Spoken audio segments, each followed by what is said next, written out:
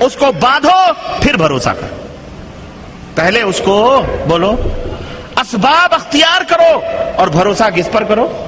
گھر کے اندر چابی تالے مضبوط کر کے رکھو اور بھروسہ کس کے اوپر کرو؟ یہ نہیں کہ گھر کے چوبڑ دروازے آپ نے کھول دیے اور سو گئے ٹھرا کے اللہ مالک ہے. ہمارے بہت سارے احباب ہیں گھر میں فاقے ہو رہے ہیں. گھر میں کیا ہو رہے ہیں؟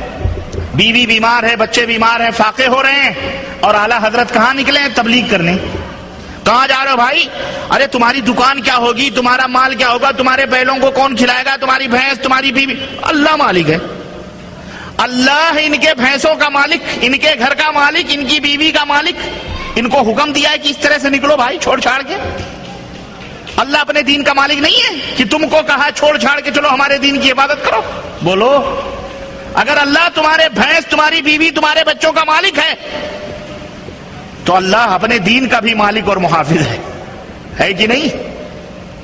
تمہیں اس بات کا حکم نہیں دیا گیا کہ تم اس طرح سے گھروں پر چیختے چلاتے بچوں کو چھوڑ دو اور کہہ دو اللہ مالک ہے. اللہ کے حبیب فرماتے ہیں اعقلھا وتوکل، باندھو اور پھر اللہ کے اوپر بھروسہ کرو. اگر اس طرح کوئی حرکت کرتا ہے تو وہ کفر کرتا ہے کہ دروازہ کھول دے اور اللہ پہ بھروسہ کرے، سواری چھوڑ دے اللہ پہ بھروسہ کرے. یہ کفر ہے، یہ اللہ کا مذاق اڑانا ہے. بولو مذاق اڑانا ہے کہ نہیں مذاق اڑانا؟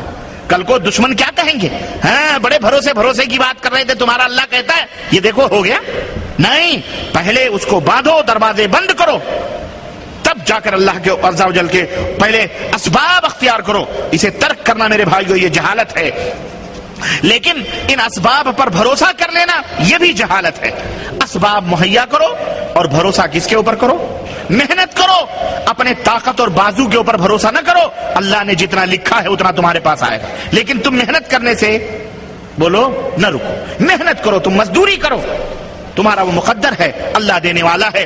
اور اگر محنتوں کے اوپر روزیاں ملتی تو پتھر توڑنے والی وہ عورتیں بیچاری جو روڈوں پر، یا وہ مرد دن بھر پتھر توڑتے ہیں 100 روپے پاتے ہیں، لیکن جا کر ایک منشی ان کی حاضری لے کر کے آتا ہے، سائے میں گاڑی میں اترتا ہے، حاضری لیتا ہے اور آ کر کے 1000 روپے ڈیلی اس کو ملتے ہیں. اس کی محنت زیادہ یا پتھر توڑنے والوں کی محنت زیادہ؟ تو محنتوں کے اوپر روزیاں نہیں ملتی ہیں. اللہ عز و جل روزیاں عطا فرماتا ہے. آپ کی آفس میں، آپ کی کمپنی میں بہت سارے ایسے لوگ ہیں جن کی تنخواہیں 4000 ہیں، کچھ نہیں کرتے ہیں، کرسیاں توڑتے ہیں. آپ دن بھر 8 گھنٹے 9 گھنٹے ڈیوٹی کرتے ہو، آپ کی تنخواہ 2000.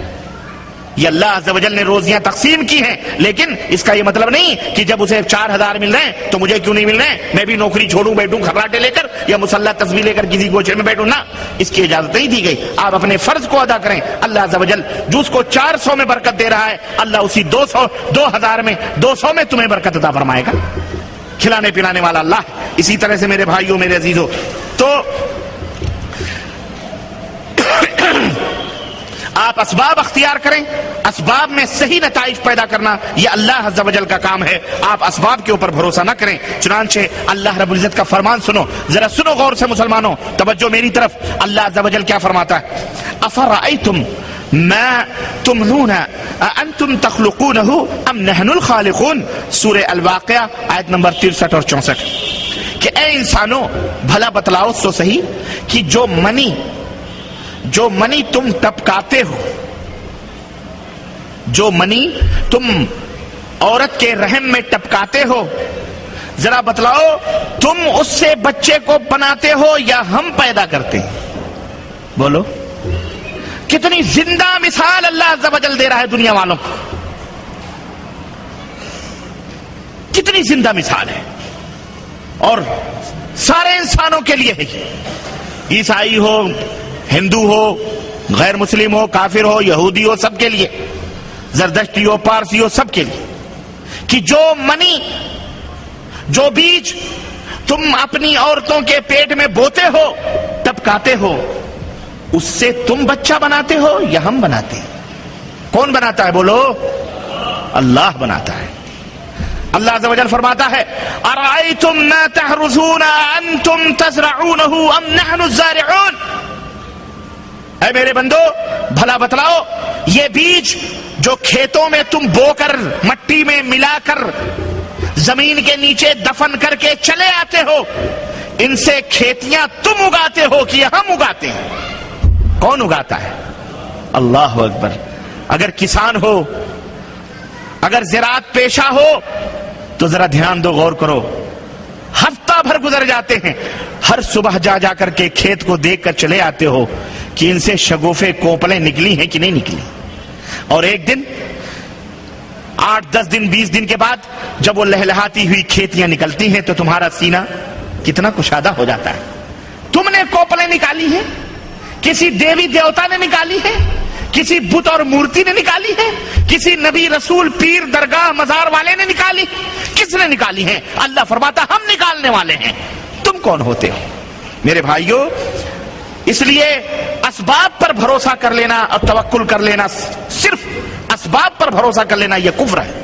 اسباب اختیار کرنا یہ ہمارے لیے حلال ہے، جائز ہے، واجب ہے، لیکن بھروسہ کس پر کرنا ہے؟ اللہ عز و جل کے اوپر بھروسہ کرنا ہمارے لیے ضروری ہے اور ہمارے اوپر یہ فرض ہے۔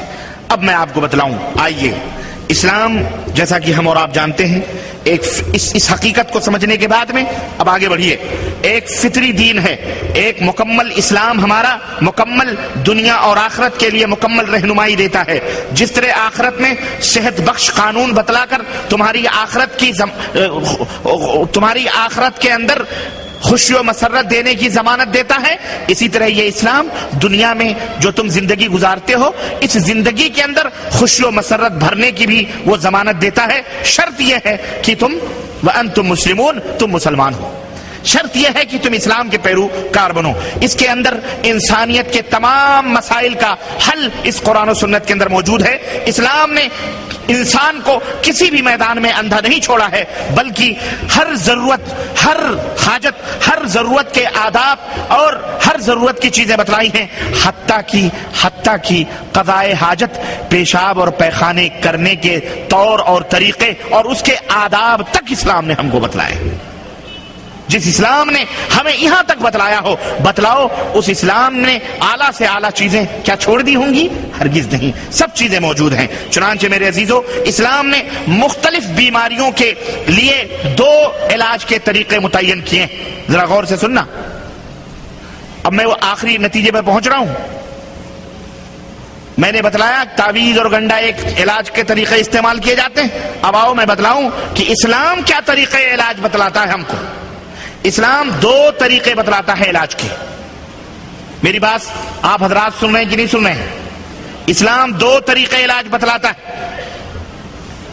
ایک علاج کا طریقہ دواؤں کے ذریعے سے، دوا استعمال کی جائے، جس مرض جس بیماری کی جو دوا ہو اس کو استعمال کی جائے، اور دوسرا علاج دعاؤں کے ذریعے سے، ذکر اور اذکار کے ذریعے سے، ذکر اور اذکار اور دعاؤں کے ذریعے سے۔ سنو، نبی کریم صلی اللہ علیہ وسلم کی عادت مبارکہ یہ تھی کہ جب آپ صلی اللہ علیہ وسلم بیمار ہوتے، جب آپ صلی اللہ علیہ وسلم کسی مرض میں مبتلا ہوتے تو آپ اپنا علاج خود فرماتے تھے، آپ اپنا علاج خود فرماتے تھے دواؤں سے، اور خود دوسروں کو تلقین فرماتے تھے دواؤں کے استعمال کرنے کے لیے۔ چنانچہ حضرت ابو ہریرہ رضی اللہ تعالی عنہ سے یہ حدیث مروی ہے کہ نبی کریم صلی اللہ علیہ وسلم نے فرمایا کہ جسے صحیح بخاری، امام بخاری نے اپنی صحیح بخاری کے اندر اس کو نقل کیا ہے کہ ما انزل اللہ داء الا انزل له شفاء، اللہ تبارک و تعالی نے جو بھی بیماری اس دنیا میں، اللہ نے کوئی بھی بیماری، جب بھی کوئی بیماری اس دنیا میں پیدا فرمائی ہے تو اس کی شفا اور اس کے ساتھ اس کی دوا بھی اس دنیا میں نازل فرمائی۔